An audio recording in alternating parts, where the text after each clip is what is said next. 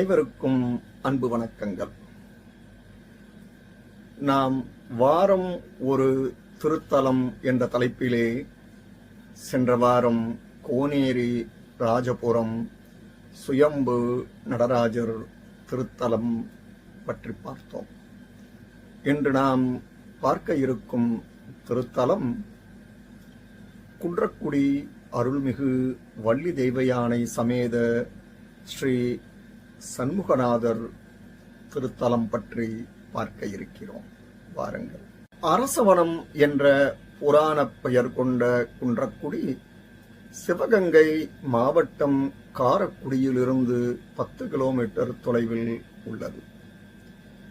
பிரம்மாவின் அன்னமும் மகாவிஷ்ணுவின் கருடனும் முருகனின் மயிலிடத்தில் நாங்கள்தான் உன்னை விட வேகமாக செல்லக்கூடியவர்கள் எனக் கூற கோபம் கொண்ட மயில் அவை இரண்டையும் விழுங்கிவிட்டது.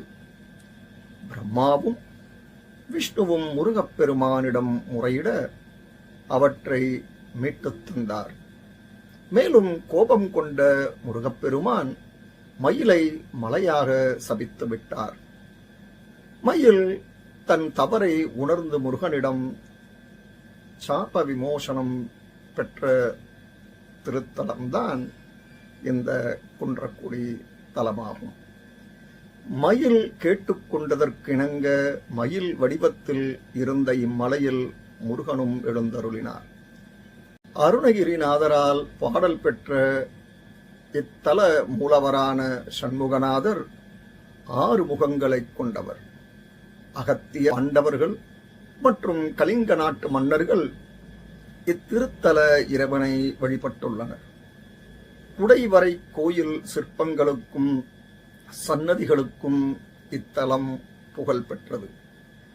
மலையின் மேல் பகுதியில் ஞானிகள் வாழ்ந்ததற்கான கற்படுகைகளும் கல்வெட்டுகளும் உள்ளன.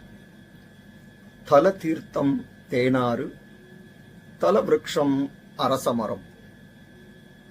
இந்த குன்றக்குடியில் குடிகொண்டிருக்கும் அருள்மிகு வள்ளி தெய்வயானை சமேத சண்முகநாதரின் அருள் தங்களுக்கு பரிபூர்ணமாக கிடைக்க முருகப்பெருமானை வேண்டுகிறேன்.